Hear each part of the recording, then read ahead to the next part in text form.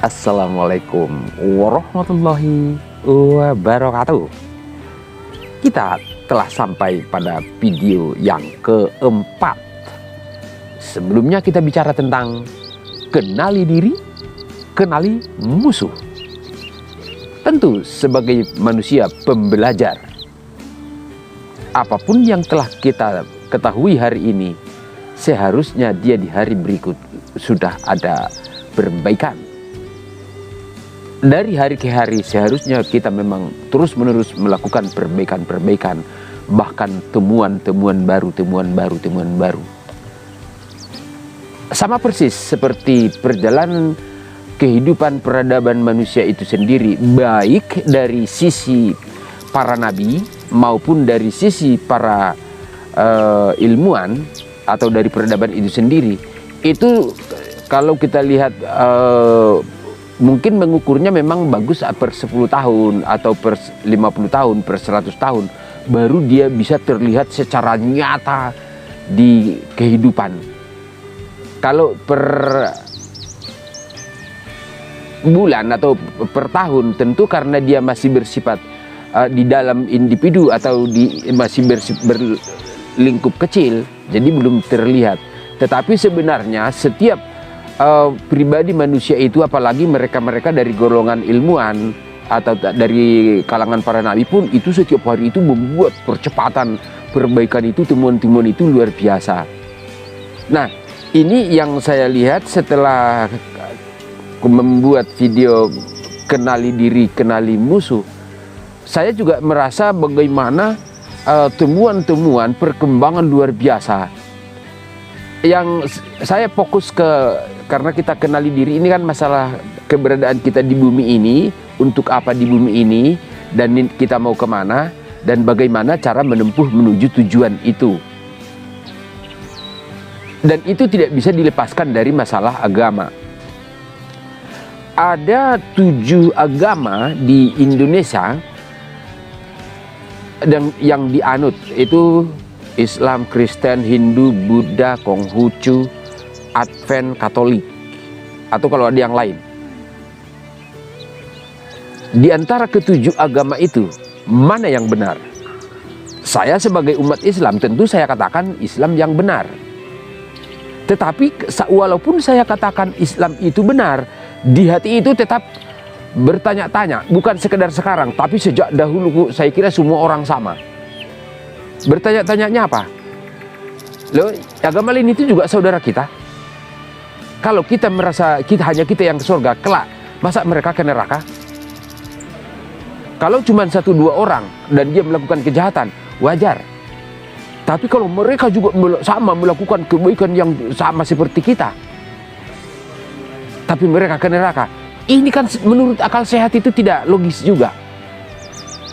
Nah, ini sebagai manusia yang semakin dewasa dan juga kita semakin banyak belajar selama perjalanan hidup, saya mengajak seluruh bangsa Indonesia, lintas agama terutama, untuk coba kita sama-sama bertanya kepada diri sendiri. Jangan subjektif, jangan karena kita hanya punya ilmu tentang agama masing-masing dan itu kita pertahankan tanpa pandang bulu. Pokoknya kita yang benar, nggak peduli yang lain. Nah, ini kan cara hidup yang tidak adil namanya. Nah, dari gambaran itu saya kemarin itu kok mencermati di Al-Quran itu, mulai mengingat-ingat semua isi Al-Quran itu seperti apa. Dan tidak ada satu nama agama pun yang Allah sebut dalam Al-Quran. Tidak ada penyebutan nama agama di Al-Quran, baik Kristen, Hindu atau apapun, termasuk Islam. Tidak ada Allah menyebut Islam itu sebagai nama agama.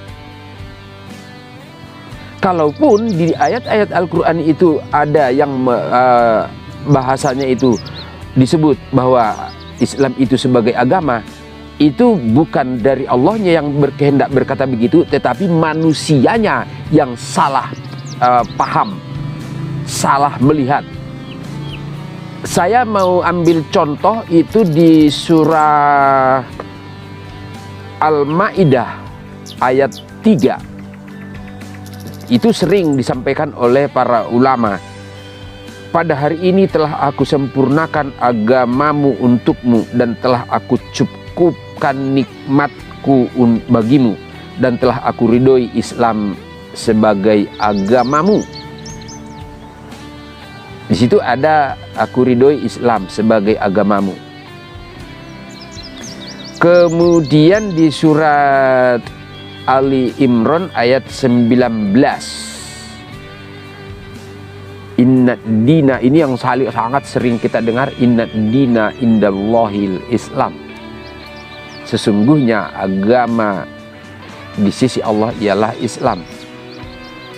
Saya Juan Siregar itu memang Allah beri perjalanan hidup yang menurut saya itu saya tidak bisa mabuk syukur, saya mensyukuri bagaimana Allah memberi saya karunia tiada tara dalam perjalanan hidup, terutama masalah ilmu. Yang pertama tentu ini saya cerita pengalaman dulu. Bagaimana mungkin saya kuliahnya di bahasa Inggris, tetapi saya tidak begitu menyukainya. Justru saya mabuk ilmu, kuat baca tanpa tidur berminggu-minggu, bahkan mungkin bulanan, hanya karena membaca buku-buku filsafat, psikologi, tasawuf. Padahal itu bukanlah bidang dari pendidikan yang saya tempuh. Bahasa Inggris bahkan saya belajar sambil lalu saja. Padahal saya di sana. Ini kan tidak masuk akal. Kemudian di penghujung kuliah itu tidak ada mata kuliah error analysis atau analisa kesalahan. Tetapi skripsi saya itu judulnya error analysis and analysis of syntactical and lexical errors in simple present and past tense. Jadi kalau saya bahasa Indonesia kan itu analisa kesalahan berbahasa. Sebuah analisa dalam kesalahan sintaktis maupun leksis, baik di masa lalu maupun masa sekarang. Otomatis dengan judul itu, kebetulan juga waktu itu saya dengan dosen senior Bahrum Yunus almarhum, ya, Dr. Bahrum Yunus. Dia bukunya banyak dan kebetulan saya mengajar anak-anaknya itu mengaji, jadi saya agak lumayan bebas mengotak-atik seluruh buku yang berlemari-lemari di rumahnya. Itu sebab mungkin saya kenapa begitu bagus menurut saya pemahamannya tentang linguistik, tentang error analysis. Itu juga sebab kenapa saya bisa menemukan kesalahan-kesalahan para ulama melihat alih bahasa, pemilihan leksis di Al-Quran itu. Karena saya punya dasar ilmunya yang sangat kuat. Secara linguistik, secara pemahaman bahasa, sinteks bahasa, saya ya mungkin nggak dikatakan ahli, tapi memang dasar ilmu saya sangat kuat tentang itu. Itu buktinya di video kemarin itu saya bisa menemukan kesalahan-kesalahan itu, sementara ulama-ulama besar di Indonesia sudah berumur ratusan ribuan tahun, tak satu pun yang bisa melihatnya. Nah, dari situ juga berkelanjutan sekarang ini. Tidak ada satu ayat pun di Al-Quran itu yang Allah menyebut Islam itu sebagai nama agama. Tentu yang paling jelas itu adalah Allah mengurutkan 3 ayat. Itu di surat Ali Imran ayat 83, 84, 85. Itu di ayat itu secara berurutan Allah menggunakan pertama kali, dan mungkin disitulah Allah menggunakan ada nama agama itu di Al-Quran itu yang pertama di surat Ali Imran, yaitu afagoiro dinillahi ya baguna walahu aslama. Dan mengapa mereka mencari agama yang lain selain agama Allah? Padahal apa yang ada di langit dan di bumi berserah diri kepadanya, baik dengan suka maupun terpaksa. Nah, kalau dilihat dari ayat ini kan jelas Allah mempertanyakan kita semua manusia ini yang menganut agama-agama apapun seperti 7 agama tadi itu. Allah pertanyakan itu, kenapa kita mencari agama yang lain selain agama Allah? Berarti kalau tentu mustahil Allah memerintahkan, hei manusia, anutlah agama Allah. Itu mustahil, karena kalau Allah menyebut kalimatnya dengan cara begitu, Allah sama saja mengingkar janji kepada iblis. Oh, kita manusia ini memang untuk mencari jalan kembali yang disesatkan iblis. Tentu Allah tidak mungkin mempertunjukkan ketersesatan itu dengan serta-merta, atau mungkin jalan kembali dengan serta-merta. Untuk menemukan jalan kembali itu harus olah akal budi, kecerdasan manusia. Tapi bagaimana manusia itu membaca petunjuk-petunjuk yang Allah taburkan. Nah, ini pertama kali ada nama agama di Al-Quran itu kita temukan di surat Ali Imran ayat 83. Dan itu juga cara melihatnya itu justru hanya memang petunjuk Allah, tetapi itu berupa sebuah kalimat pertanyaan. Jadi Allah mempertanyakan, kenapa mereka mencari agama yang lain selain agama Allah? Nah, lanjutan dari kalimat itu Allah menggunakan yang disebut selama ini nama agama, aslama. Itu oleh para ulama itu justru benar menerjemahkannya berserah diri. Karena memang aslama atau Islam itu artinya berserah diri. Kenapa dia benar? Karena sebagai ahli bahasa, saya sudah menerjemah ratusan buku. Sukar diterima akal kalau misalkan terjemahannya, maka mengapa mereka mencari agama yang lain selain agama Allah? Padahal apa yang ada di langit dan di bumi agama Islam kepadanya. Kan nggak mungkin ada agama Allah, agama Islam kepadanya. Memahaminya bagaimana? Itu mungkin salah satu sebab kenapa ini jadi ahli bahasanya jadi benar. Itu yang di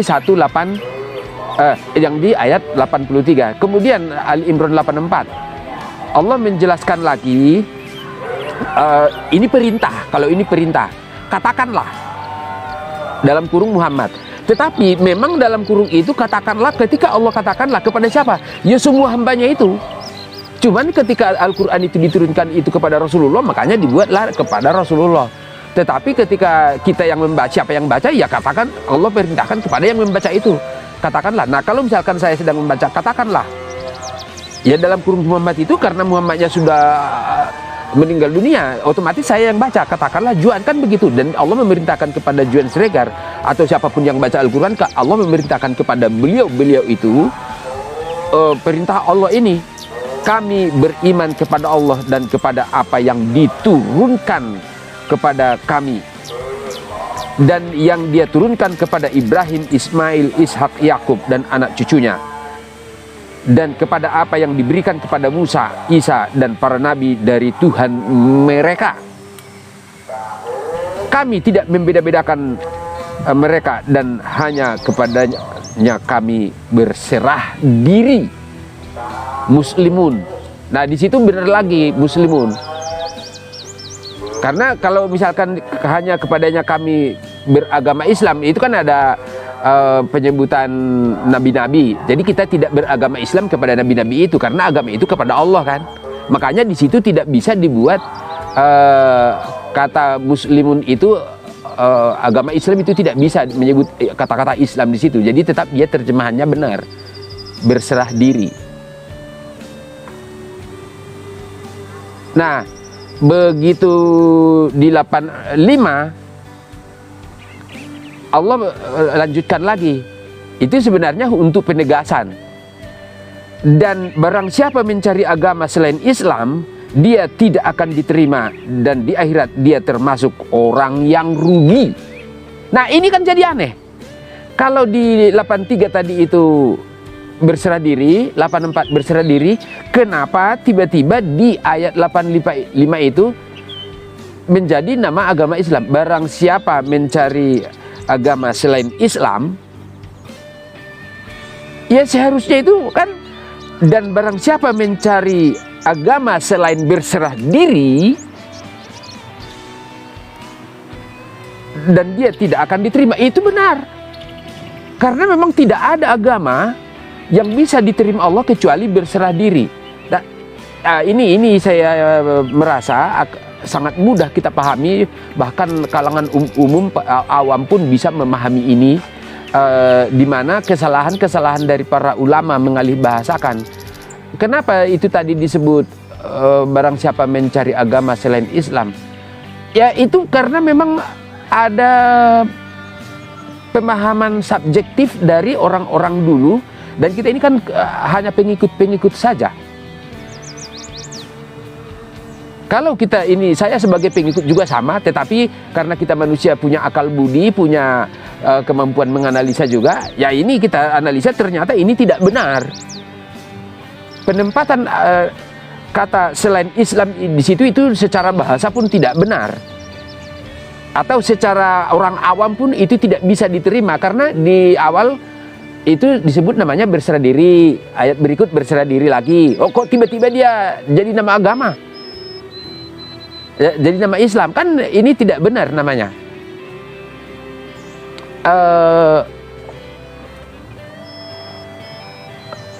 Ini saya benar-benar sedang mengajak seluruh para ulama, para ahli Indonesia lintas agama untuk sama-sama kita mencermati ini, menganalisa ini, dan coba kita telusuri semakin dalam kebenaran dari apa yang saya sampaikan ini. Karena saya yakin semua kita ini benar-benar ingin kembali kepada Allah kelak setelah selesai hidup. Dan selama di muka bumi ini, saya yakin tidak ada orang Indonesia yang tidak ingin bangsa kita yang memimpin dunia. Dan dengan agama yang kita miliki sekarang itu sudah berlangsung ratusan tahun, tidak ada yang bisa memimpin dunia. Kenapa? Karena Allah tidak ridhoi. Inna dina inda Allahi Islam, atau tadi itu aku ridhoi Islam sebagai agamamu, itu pendapat para pengalih bahasa saja itu. Tidak benar Allah ridhoi. Yang Allah ridhoi agama itu adalah berserah diri, bukan Islam, berserah diri. Jadi Islam itu bukan nama agama. Karena kalau dari Allah tadi itu justru bertanya, nama agama itu adalah dinillah atau agama Allah.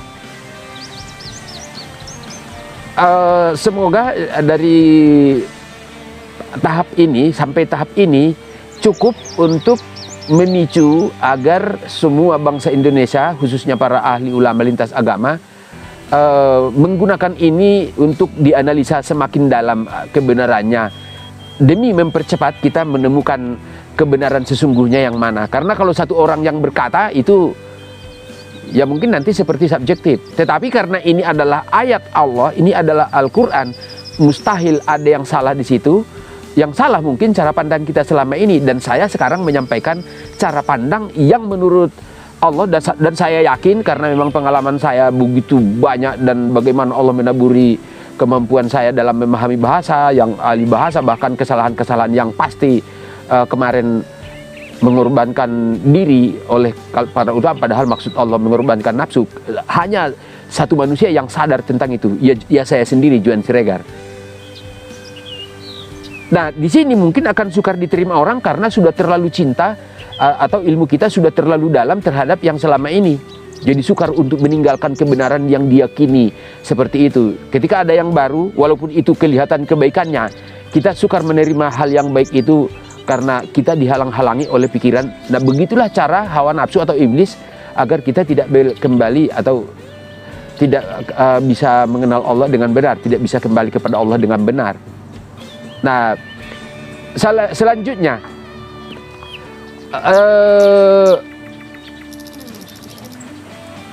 pertama kali Allah menyebut dinillah itu di ayat 83 Ali Imran tadi itu. Dan kita kalau cermati lagi dari Al-Baqarah sampai An-Nas itu tidak akan pernah ada lagi, kecuali di surat An-Nasr. Tetapi di situ juga berbeda yang Allah bagaimana cara Allah menyampaikan ayat itu beda dengan yang di 83. Kalau 83 itu mempertanyakan, berarti kalau misalkan ada pertanyaan dan itu mengandung unsur agar kita mentelaah, meneliti, dan berarti ada yang benar, kan begitu. Nah, berarti setelah ketemu yang benar, bahwa yang benar itu adalah agama Allah. Nah, ini Allah menjanjikan, menurut saya begitu. Apabila telah datang pertolongan Allah dan kemenangan. Apabila. Kalau apabila, berarti kan itu belum terjadi. Mungkin di masa lalu, di masa Rasulullah itu sudah pernah ada yang terjadi kemenangan, mungkin di perang mana yang Allah sudah janjikan di awal. Makanya ayat itu sudah berlaku atau surat itu sudah pernah terjadi di masa lalu. Tetapi kan Al-Quran itu tidak berlaku di masa itu saja, bahwa Al-Quran itu adalah pedoman dan petunjuk hidup sepanjang masa, berlaku untuk masalah apa saja. Nah, sekarang kita punya masalah. Bangsa kita terpuruk, nilai rupiah lemah tak berdaya berbanding belasan ribu. Dan tidak ada tempat bermohon untuk memohon pertolongan kecuali kepada Allah. Nah, kalau dilihat dari ayat itu, apabila telah datang pertolongan Allah dan kemenangan. Pertolongan apa? Ya dia kita ditolong. Kemenangan apa? Kalau saya bandingkan dengan buku Revolusi Spiritual, di situ ada ilmu Rasulullah yang telah disempurnakan, yaitu berita kemenangan perang hawa nafsu. Kalau Rasulullah masih berkata perang hawa nafsu lebih berat dari perang Badar, tetapi di buku yang saya tulis itu sudah ada jawabannya atau ada pembuktiannya bahwa berita kemenangan perang hawa nafsu. Nah, kemenangan perang hawa nafsu inilah yang mungkin Allah janjikan tadi itu, kamu akan melihat manusia berbondong-bondong masuk agama Allah. Kalau di awal tadi itu ada baik dengan suka maupun terpaksa, itu di 83 itu. Nah, memang di sini di Allah sebut berbondong-bondong, ibaratnya ada layar tancap. Ya nggak usah dipanggil, nggak usah disuruh. Oh, langsung aja orang berdatangan saya banyak-banyaknya. Kenapa terjadi berbondong-bondong masuk agama Allah? Bisa jadi dengan ilmu yang saya sampaikan ini sampai kepada para ahli ulama lintas agama, dan mereka melihat kebenarannya. Ya karena memang kita sama-sama mencari kok. Agama yang kita anut itu, yang selama ini kita yakini benar, kita perjuangkan semaksimal yang kita bisa. Sama seperti leluhur kita dulu, animisme. Nah, begitu ada datang agama yang lebih bagus, ya diterima saja. Ya ngapain dipertahankan yang animisme? Wong ada yang lebih bagus, jelas-jelas terlihat ya, sisi baiknya di mana, ditinggalkan yang animisme bertuhan. Hindu datang, oh bagus, diterima. Berapa waktu berselang, berapa puluh tahun, ratus tahun berselang, datang agama lain, oh bagus, diterima. Yang Hindu jadi Islam. Begitu Islam masuk, dilihat hampir seluruh bangsa Indonesia memilih Islam. Tinggal beberapa yang tidak. Karena apa? Karena itu dilihat yang benar. Ya ditinggalkan aja yang lama. Oh, nggak ada yang benar. Ya orang cerdas memang selalu memilih yang benar. Nah, sekarang saya sampaikan yang benar itu ternyata bukan Islam, tapi dinilai karena Allah menyampaikannya seperti itu. Nah, kalau sudah Allah berikan petunjuk yang amat maha terang seperti ini, bahkan dijanjikan kamu akan melihat manusia berbondong-bondong masuk agama Allah. Tentu itu yang diprediksi dari Satrio Piningit, Ratu Adil, The Man from the East yang mengatakan akan melenyapkan semua agama. Akhirnya kan jadi benar semua. Bukan karena Juan yang menyampaikan ini, tapi karena itu kehendak Allah, skenario Allah.